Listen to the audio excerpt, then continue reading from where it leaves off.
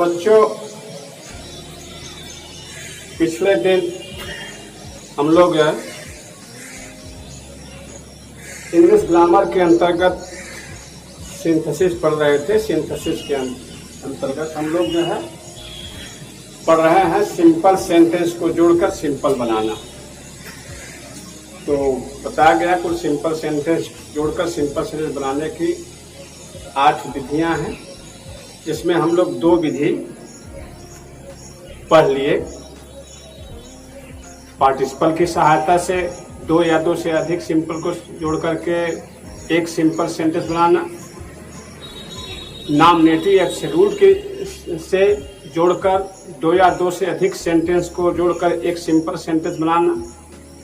आज हम लोग पढ़ेंगे इन्फिनेटिव की सहायता से 2 या 2 से अधिक सिंपल सेंटेंस को जोड़कर एक सिंपल सेंटेंस बनाना।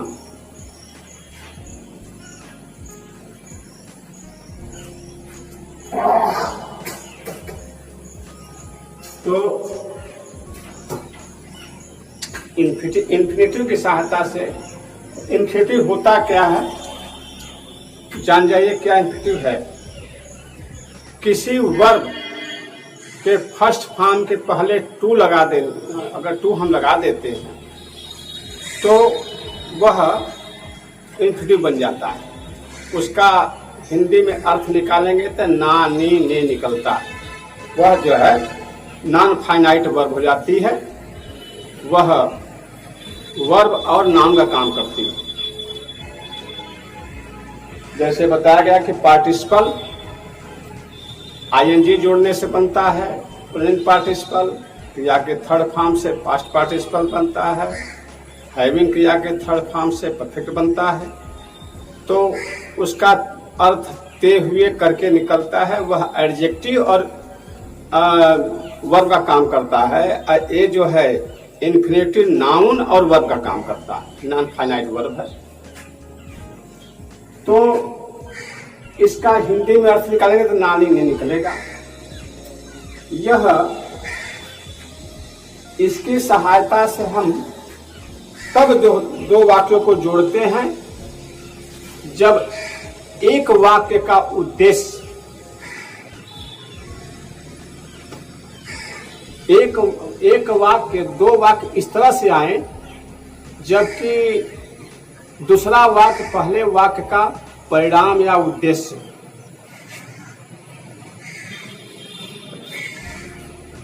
दो वाक्य इस तरह से आए कि दूसरा वाक्य पहले वाक्य का फल उद्देश्य दिखाए, तब जो है हम जोड़ते हैं इसको। और जो वाक्य फल या उद्देश्य दिखाए उसी के वर्ब के पहले हम टू लगा करके बनाते हैं। और देखिए, अब जैसे यहां लिखा है ही टूक ए नाइफ, उसने नाइफ चाकू लिया। He wanted to kill the hen, वह मुर्गी को मारना चाहता। तो वह चाकू क्यों लिया? चाकू लेने का उद्देश्य क्या है? वह मुर्गी को मारना चाहता था। जो है देखिए, चाकू एक वाक्य है चाकू उठाना, इसका उद्देश्य है एक मुर्गी को मारना। तो जो उद्देश्य दिखा रहा है वाक्य, उसी के वर्ब के पहले हम उसमें टू लगा देते हैं, टू लगा कर फिर बना देते हैं।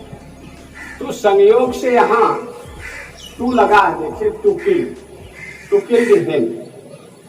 इसका अर्थ होता है कि नानी ने आता है मारने के लिए। वह चाकू उठाया, क्यों उठाया? हम आएगा कि वह चाकू मुर्गी को मारने के लिए उठाया, वह चाकू मुर्गी को मारने के लिए लिया। तो इसको हम पहले वाक्य को लिख लेंगे। तब यहाँ लिखेंगे इसको।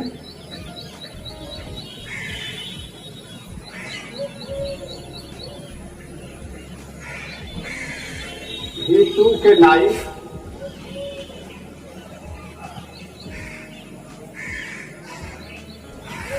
उसने चाकू लिया। अब क्या करने के लिए, टू अभी लगाइए, to kill the hen, to kill the hen। ये वाक्य दोनों जुड़ गया, एक में हो गया। He took a knife to kill the hen। उसने मुर्गी को मारने के लिए चाकू उठाया। तक मारने ने तो बताएं, इसका अर्थ नानी ने आता है। यह एक तरह से वाक्य दोनों जुड़ करके यह वाक्य, यह भी सिंपल है, यह भी सिंपल है, और दोनों सिंपल जुड़ करके जो बना यह वाक्य बना है, ये भी सिंपल है, क्योंकि इसमें एक finite verb to take, take to take है, एक फाइनाइट वर्ब है, और ये बन गया इन्फिनिटिव। वहां वर्ब नहीं, इन्फिनिटिव हो गया, तो इन्फिनिटिव नॉन फाइनाइट है। बता गया कि सिंपल सेंटेंस तब होता है जिसमें कि केवल एक फाइनाइट वर्ब होती है, जिस वाक्य में वह सिंपल होता है। तो अब ये सिंपल हो गया। दूसरा देखिए, he wants to study, he has gone to Agra। he wants to study, वह स्टडी अध्ययन करना चाहता है। he has gone to Agra, वह आगरा गया। तो रीजन देखिए, अब वह आगरा, हम सवाल करें कि वह आगरा क्यों गया है, तो सवाल आया कि अध्ययन करने के लिए।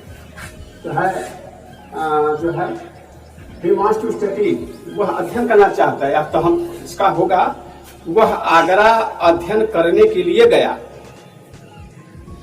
तो अब देखिए यहाँ जो है, जो उद्देश्य दिखा रहा है, पहले वाक्य उद्देश्य दिखा रहा है, दूसरा जो है यह रीजन दिखा रहा था। हम इसको लिखेंगे पहले, और जो है जो उसका फल दिखा रहा है उद्देश्य, इसको इन्फिनिटिव बदलेंगे। तो पहले इसको लिखेंगे he has gone to Agra।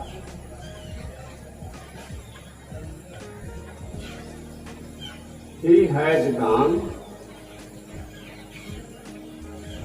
to Agra to, लगा दीजिए, टू स्टडी, देखिए लगा दीजिए।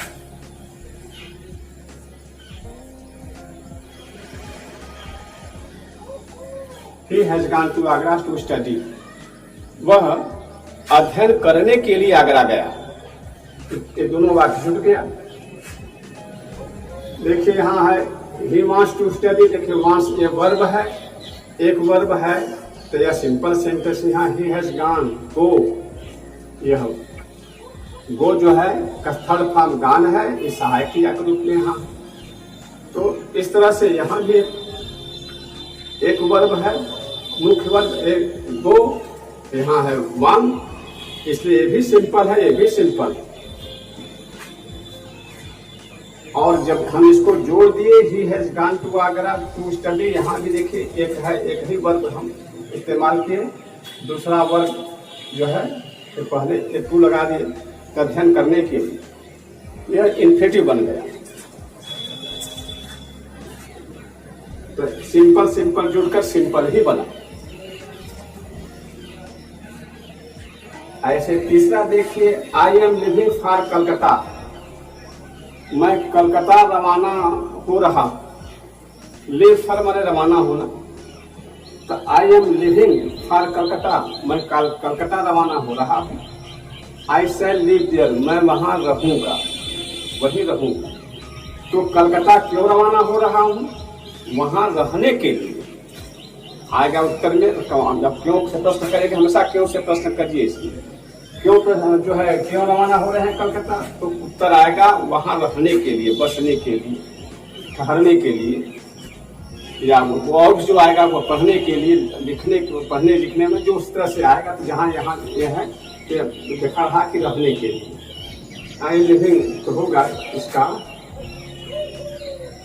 पहला वाक्य लिख लिया, I am living for, I am living for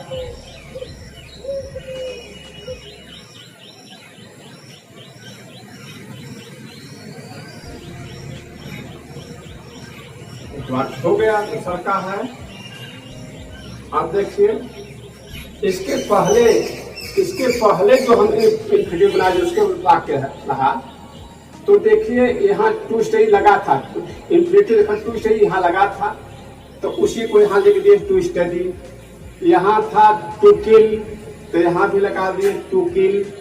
लेकिन यहाँ देखिए इसमें पहला वाक्य तो लिख दिए फार करता है, यहाँ देखिए टू नहीं लगा, कहीं टू नहीं लगा है, टू वर्ब लीजिए लिव रहना, तो जब एक लिव है इसके पहले हम टू लगा कर लिखेंगे। तो आज हम living for Calcutta to live.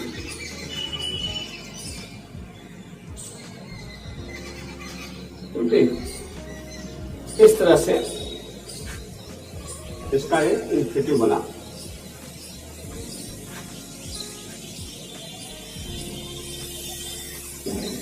तो कभी टू देखिए में कुछ में लगा रहता है तो हम ऐसे उतार देते हैं, जिसमें नहीं लगा रहता है उसको हम लगा देते हैं। तो इस तरह का वाक्य आता है। एक तरीके से और इस इंफिनिटिव में वाक्य देता है कि दो वाक्य इस तरह से देता है कि एक में वेरी का प्रयोग होता है, एक वाक्य में वेरी रहेगा, दूसरे में कैन नॉट या कुड नॉट का प्रयोग होता है। और इसको हम इंफिनिटिव से जोड़ करके, यह एक अफर्मेटिव होता है, एक निगेटिव होता है, लेकिन हम इसको जोड़ करके अफर्मेटिव बन जाता है, ये जो है हाँ अफर्मेटिव सेंटेंस बन जाता है। तो जैसे देखिए कि आगे दिया है, ही इज वेरी वीक, वह बहुत कमजोर है।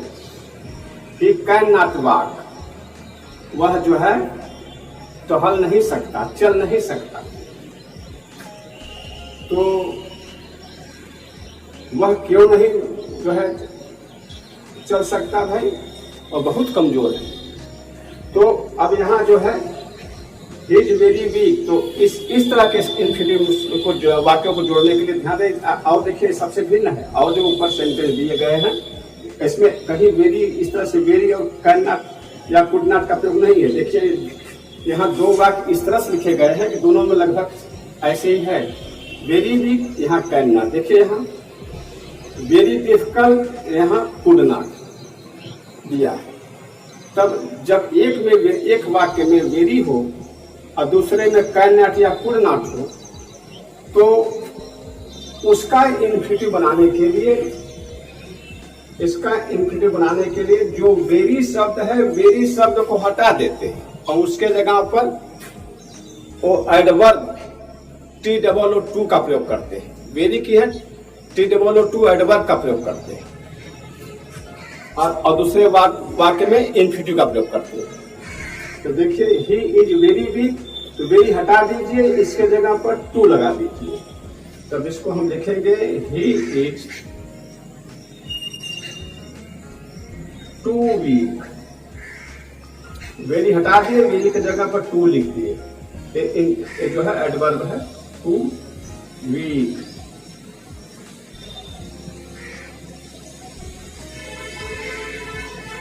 ही इज टू वीक। अब उसके बाद जो है इंफिनिटिव लगाते हैं, और ही टू, क्योंकि सब्जेक्ट दोनों यहाँ भी ही है यहाँ भी ही, तो एक बार सब्जेक्ट आ गया तो सब्जेक्ट काम तो हो गया, वही दोनों बार प्रयोग हुआ है तो एक बार हो गया। ही इज टू वीक, उसके बाद to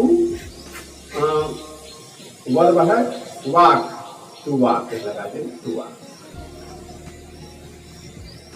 he is too weak to walk. तो इस तरह देखिए एक अलग तरीका का वाक्य है, इसमें वेरी का प्रयोग होगा, इसमें कैन नॉट का प्रयोग होगा।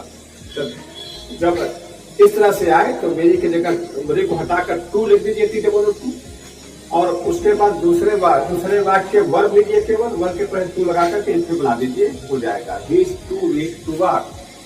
ये दोनों वाक्य जुट गया। अब यहाँ देखिए, यहाँ जो है The book was very difficult, she could not. यहाँ वेरी है उधर कुड नॉट है। तो ध्यान रहे, जब प्रेजेंट रहता है तो कैन नॉट रहता है, जब पास्ट रहता है तो कुड नॉट का प्रयोग करेंगे। देखिए पहला में इज है, वेरी यहाँ कैन नॉट हुआ, यहाँ देखिए वाज है, इसमें कुड नॉट। तो इसका बनाएंगे हम उसी तरह से बनाएंगे। दी बुक वाज वेरी हटा करके लगाएंगे टू, तो द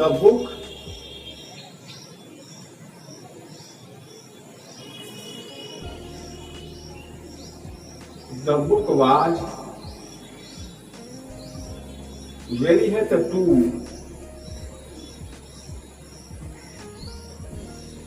टू डिफिकल्ट।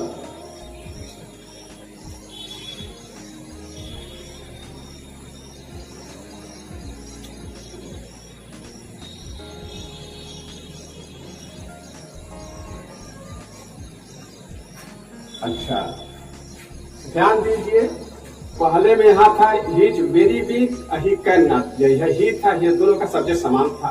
तो हम तुरंत जो है एक सब्जेक्ट यहाँ जब लिख दिए दूसरा का सब्जेक्ट से यहाँ तो जो है इससे मतलब नहीं था, एक सब्जेक्ट से हो गया। इसके बाद बस ये सब जो है सब्जेक्ट को छोड़ दिए, कैन नॉट को छोड़ करके खाली वाक वर्ब के पहले टू लगा दिए, ये बन गया। यहाँ देखिए कुछ अलग है, दी बुक वाज वेरी डिफिकल्ट सी, यहाँ पहले का दी बुक है, दूसरे में सी है। तो अब दी बुक वाज टू डिफिकल्ट लिख दिए, अब इसको इसका क्या करें जो सी आ गया। तो ध्यान रहे, जब इस तरह का सेंटेंस आए, एक में वेरी लगा रहे दूसरे में सब्जेक्ट, ये दोनों के सब्जेक्ट में भिन्नता रहे, तो जो दूसरा सब्जेक्ट अधिकतर वह प्रोनाउन से होता है, अधिकतर प्रोनाउन होता है। तो प्रोनाउन जानते हैं कि अगर सब्जेक्ट है तो वह नॉमिनेटिव केस में होता है। तो नॉमिनेटिव केस में होता है, तो देखिए यहाँ जो है ये भी हाँ देखिए सी, यानी नॉमिनेटिव केस का जो प्रोनाउन होगा, तो अगर फर्स्ट पर्सन का होगा तो वह आई और वी होगा, सेकंड पर्सन का होगा तो यू होगा, थर्ड पर्सन का होगा तो ही सी इट दे में से कोई होगा। तो इसके लिए क्या करें, तो इसके लिए हम जब सी रहे तो फॉर हर, और अगर ही रहे तो फॉर हिम, माने उसका ऑब्जेक्टिव केस लिख देते हैं। जिसमें यह नॉमिनेटिव केस में आता है, उसे नॉमिनेटिव को हम ऑब्जेक्टिव फॉर लगा के उसको ऑब्जेक्टिव केस में बदल देते हैं। सी है तो फॉर हर, ही है तो फॉर हिम, आई है तो फॉर मी, वी है तो फॉर अस। इस तरह से जो भी प्रोनाउन यहाँ है, वह यदि वह सब्जेक्ट है, करता है, तो हम इसको फॉर लगा करके उसी का ऑब्जेक्ट लिखते हैं। तो यहाँ होगा the book was too difficult for her, C को बदल देंगे फॉर हर में। अगर यहाँ ही रहता तो फॉर हिम, अगर यहाँ आई रहता तो फॉर मी, बी रहता तो फॉर अस, दे रहता तो फॉर देम। जो भी यहाँ सब्जेक्ट के रूप में रहता उसी का हम ऑब्जेक्टिव केस लिख देंगे फॉर लगा करके, फॉर हर। और अब लगाइए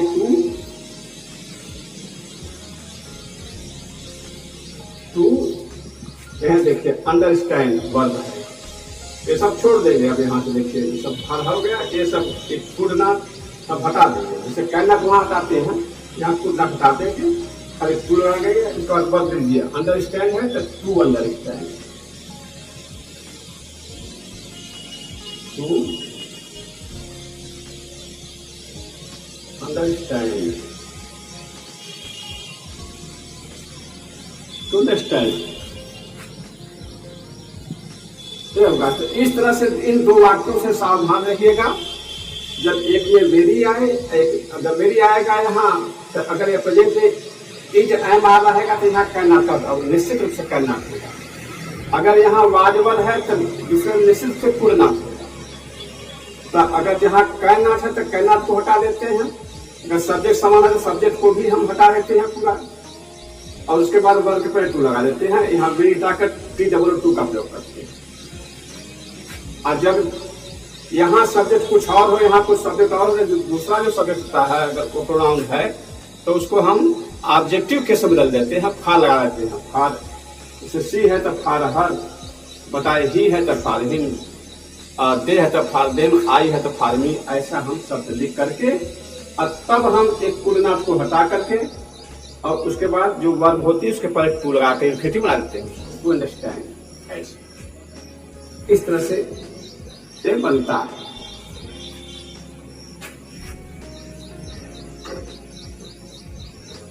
अब जो है,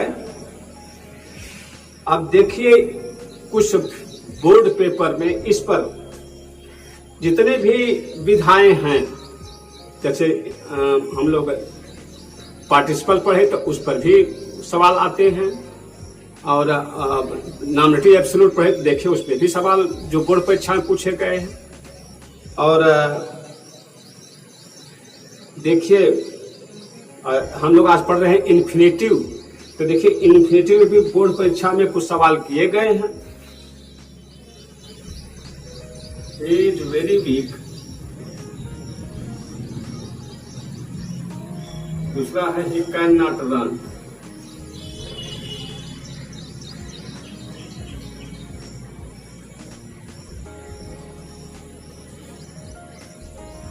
देखो बेटा एकदम जैसे देख रहे हैं एक वाक्य हूबहू जो पढ़े रहते हैं वैसे ही बोर्ड परीक्षा में जब सवाल पूछता है तो जो पढ़े रहेंगे, जितनी विधाएं पढ़ेंगे उससे हटकर कोई नया नहीं देता, बशर्ते हमारे अध्ययन की जरूरत होती है। हम अध्ययन नहीं किए रहते तो हमें पता लगेगा। अगर हम अध्ययन किए रहते हैं तो जैसे खुशी होती, जैसे हम बड़ी आतुरता होती कि हम पेपर कब आए, हम कब उसको जैसे होता है कि आदमी जब चुनौती स्वीकार करता है तो उसको बड़ी खुशी मिलती है, और चुनौती कब स्वीकार करता है, जब वह तैयार रहता है। हम जब पढ़ने के जब चुनौती को हम तब हम स्वीकार करेंगे जब हम वास्तव में पूर्ण रूप से तैयार रहते हैं। इसलिए अगर हमारी तैयारी पूरी है तो परीक्षा बहुत डराने वाला नहीं, बल्कि एक तरह से सेलिब्रेट, जैसे हम फेस्टिवल सेलिब्रेट करते हैं वैसे होता है एक विद्यार्थी के लिए। जब वह तैयार है तो बड़ी खुशी होती है कि हम कितना कठिन पूछेगा, कहाँ से पूछेगा, हम कर लेंगे, सब कर लेंगे। अंतरात्मा अपने आप जो है वो उत्साहित होती है। तो इसलिए अध्ययन करना बड़ा जरूरी है। पहले आप अध्ययन करिए, अध्ययन किए रहेंगे तो एकदम बेहिचक आप जवाब देंगे, सारे प्रश्नों का विधिवत जवाब देते रहेंगे, कोई परेशानी नहीं होगी। अध्ययन न करने से ही समस्याएं होती हैं। जो हमारा सिलेबस है, क्या क्या पूछा जाता है, उसका अगर हमें अध्ययन है तो बड़ी खुशी होती है परीक्षा को। आइए तो देखिए, तो एक प्रश्न किया है बोर्ड परीक्षा में, he is very weak, can not बताएंगे, देखिए प्रेजेंट में रहेगा, इज एम आर तो जो है यहाँ कैन नॉट का प्रयोग होगा। तो वेरी को हटा करके हम क्या करते हैं, वेरी को हटा करके हम टू लिखेंगे, इसका बनाएंगे। देखिए उसी तरह से है। अब इसको अगर बनाना होगा तो ही इज वेरी की है T2 एडवर्ब का प्रयोग करते हैं, टू वीक।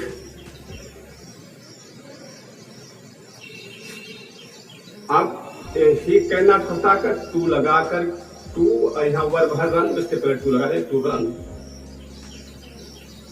ये हमारा सेंटेंस जुड़ गया, क्योंकि ऐसा हम पढ़े हैं सर है। He is very fine,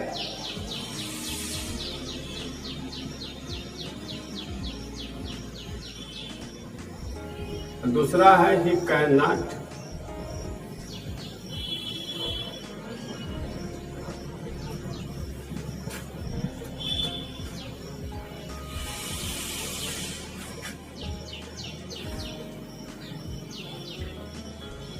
he cannot run fast.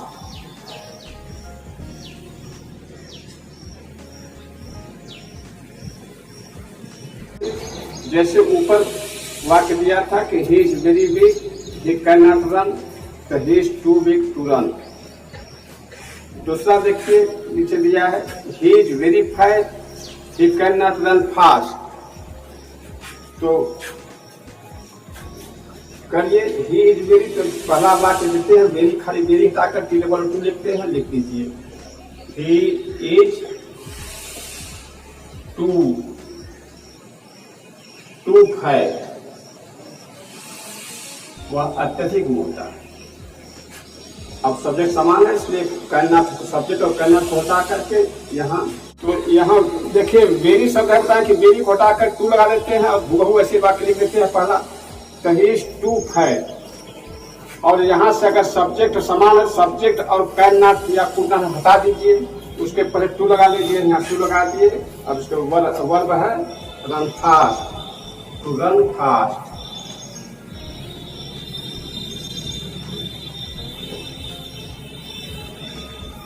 इस तरह से ये देखिए जुड़ गया।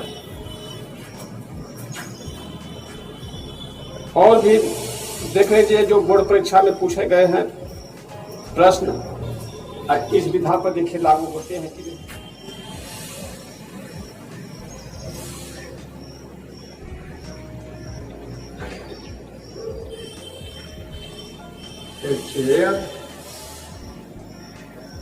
दूसरा वाक्य सेंटेंस है he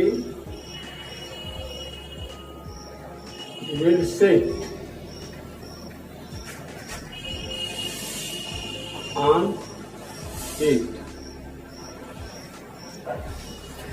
ये जो है ये 2014 में बोर्ड परीक्षा में सवाल किया है, इसको जोड़ने के लिए इंफिनिटिव से जोड़ना। तो गिव हिम ए चेयर, उसको कुर्सी दीजिए, he will sit on it, वह इस पर बैठेगा। तो हम वाक्य लिख देंगे कि भाई होगा गिव हिम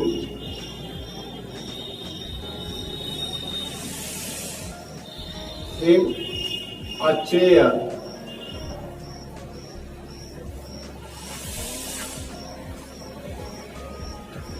अब उसको कुर्सी दीजिए। तो क्यों कुर्सी दीजिए, क्यों, क्या करने के लिए, बैठने के लिए। देखो अपने आप आंसर आएगा बैठने के लिए, नानी नहीं आएगा, बैठने के लिए। ऐसा जब आएगा तो वही इन्फिनिटिव होता है। तो गिव हिम ए चेयर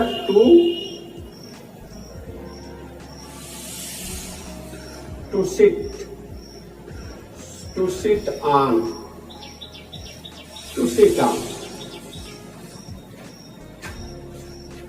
तो गिव हिम, ये 2014 में पूछा है, ये 2014 में ये बोर्ड परीक्षा में ऐसा दिया। तो इसका होगा give him a chair to sit on. ऐसा होता है इसमें दिया है, कभी कभी नहीं देता है। जैसे देख रहे हैं कि लास्ट में प्रीपोजिशन, लास्ट प्रीपोजिशन एक अजीब लग रहा होगा, क्योंकि प्रीपोजिशन होता है प्री, जिसका नाम है प्रीपोजिशन, वह प्री होता है, किसी नाउन या प्रोनाउन के पहले होता है। लेकिन यहाँ एक अजीब एक्सप्रेशन है कि उसके बाद लास्ट में। तो ऐसा तब होता है इससे कि जिस बैठने के लिए कुर्सी, तो the chair to sit on, और लिखने के लिए कलम दे दीजिए। तो give him a pen to write with, तो मन जिससे लिखे, तो राइट विथ मन जैसा सुटेबल प्रीपोजिशन होता है वहां लगा दिया जाता है, वह लास्ट में आता है। इस तरह का एक्सप्रेशन आए तो हम ऐसा करते हैं। जब इसको दिया है तो अलग से नहीं करना है। अगर मान लीजिए ट्रांसलेशन वगैरह पूछे तो ऐसा लास्ट में प्रीपोजिशन लास्ट में आता है। यहाँ से कि chair to sit on, pen to write with, इस तरह से और भी है चीजें ना। आप देखेंगे तो मिलेगा। तो बोर्ड परीक्षा में ये 2014 में पूछा, इसका देखिए इस तरह से बन जाएगा। और देखिए कुछ बोर्ड परीक्षाओं में इस तरह पर सवाल किया है।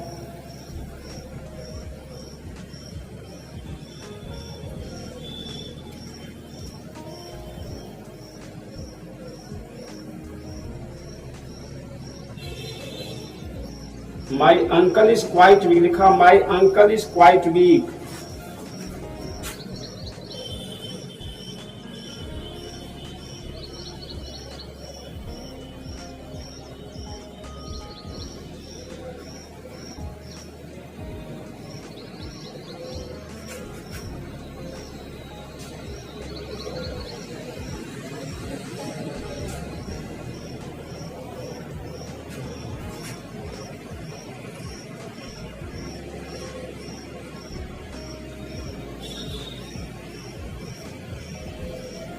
My uncle is quite weak, he cannot go for a morning walk। दूसरा है he cannot go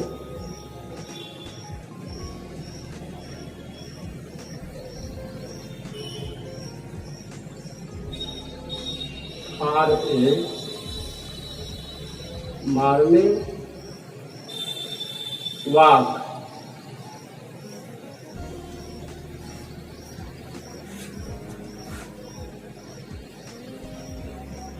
ये 2012 में सवाल किया है, बोर्ड परीक्षा का सवाल है। My uncle is quite weak, he cannot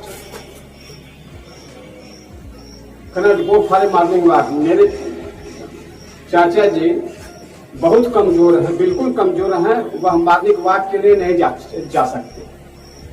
तो बताएं, देखिए जो प्रोनाउन है अंकल के लिए है,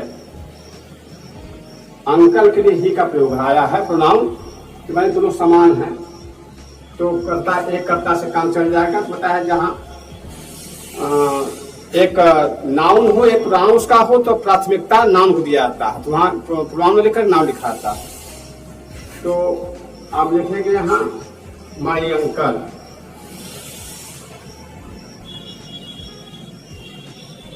माई अंकल इज। देखिए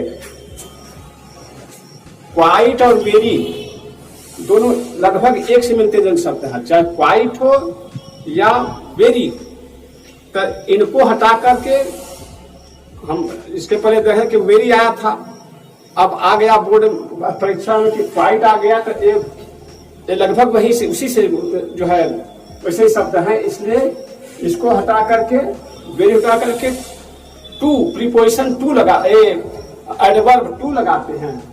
अंकल इज क्वाइट के यहाँ लगेंगे टू वीक।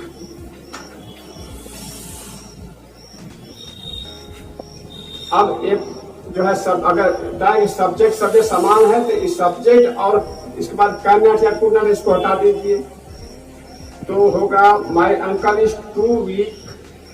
टू लगाइए, और टू कहाँ लगता है? वर्ब के पहले इन्फिनिटिव बनता है, टू लगाकर उसी वर्ब के फर्स्ट फॉर्म पर। देखिए यहाँ गो, तो टू गो।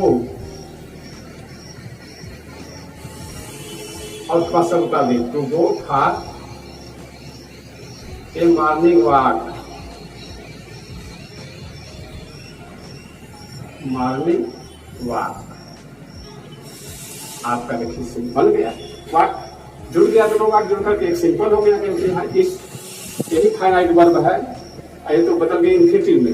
ये गो नहीं है क्योंकि टू लग गया, तो ये इन्फिनिटिव हो गया, नॉन फाइनाइट वर्ब है, यह शुद्ध वर्ब नहीं। इसलिए यह पूरा सेंटेंस एक सिंपल सेंटेंस में प्रतीत होगा। I have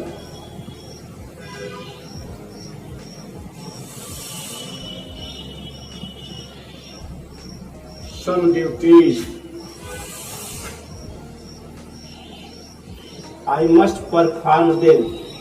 दूसरा है I must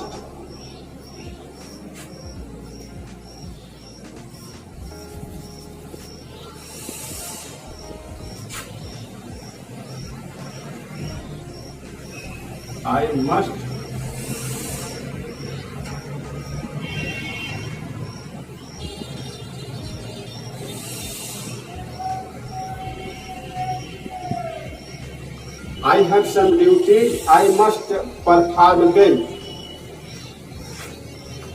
एक पूछा है 1994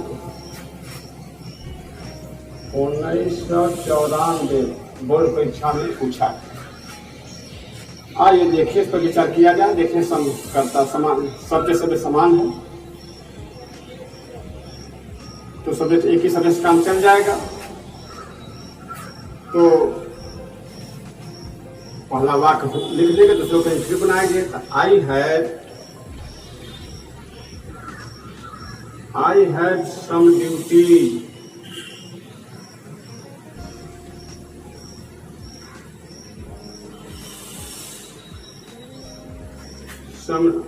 हमारे पास कुछ कर्तव्य उनको निभाना। मैंने देखा इसका अलग अलग है। आई हैव सम ड्यूटीज, हमारे पास कुछ कर्तव्य हैं। आई मस्ट परफॉर्म देम, हमें उन्हें उनका निर्वहन अवश्य करना चाहिए।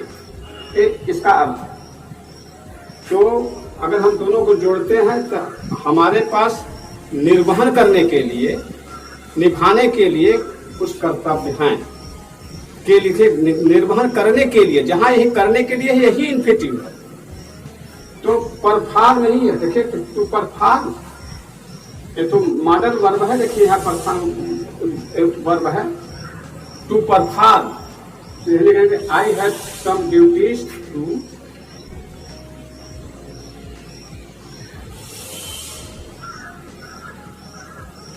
परफॉर्म। अब इसका फिर स्टॉप लगा दीजिए, पूरा लाख। I have some duties to perform. अब सोचेंगे कि देम लिखें कि न लिखें, तो देन हम नहीं लिखेंगे क्योंकि ये शो कर रहा है कि हमारे पास कुछ कर्तव्य है, हमें उन्हें निभाना। तो उन्हें माने कर्तव्य, तो इसका देम जो है ड्यूटीज की तरफ शो कर रहा है। तो इसके तो इसलिए हम जो है अब अलग अलग है, इसलिए जो है इसको यहाँ लिखा है। जब हम एक में जोड़ दिया तो इसकी जरूरत नहीं, क्योंकि ड्यूटीज यहाँ आई गई है, तो इसको फिर से हमें उसको जरूरत लिखने की नहीं। I have some duties to perform, हमारे पास निभाने के लिए कुछ कर्तव्य है। इसका अब एकदम परिपक्व पूर्ण अर्थ आ गया। तो इस तरह से हम लोग देखे कि चाहे जिस तरह का प्रश्न पूछेगा वैसे हटकर नहीं पूछेगा। जो भी पूछेगा सवाल परीक्षाओं में जो हम पढ़े रहते हैं उसी में से रहता है, उससे बाहर नहीं रहता। तो एकदम जो है बेहिचक अगर आप पढ़े हैं तो उसको कर देंगे, घबराने की आवश्यकता नहीं। बस स्टडी करते रहिए, अध्ययन करते रहिए, यही सबसे बड़ा ये है। सफलता के लिए सबसे बड़ा आज यही है, अध्ययन, कठिन परिश्रम, अपना कोर्स की सही तैयारी। अगर आप सही तैयारी किए हैं तो एकदम कोई डर नहीं परीक्षा से। तो इस तरह से हम लोग देखें 2014, 2012, 1994, इस तरह तमाम इसमें जो है तमाम ऐसे एक्सरसाइज है जिसको किया जा सकता है। तो काफी समय लगेगा करने में, और सब एक दूसरे से मेल खा रहे हैं, कोई जो है अलग नहीं है, सब वैसे ही है। इसलिए अब आज के लिए इतना ही जो है हम लोग करते हैं, और शेष अगली विधा हम लोग कल पढ़ेंगे। तब तक के धन्यवाद।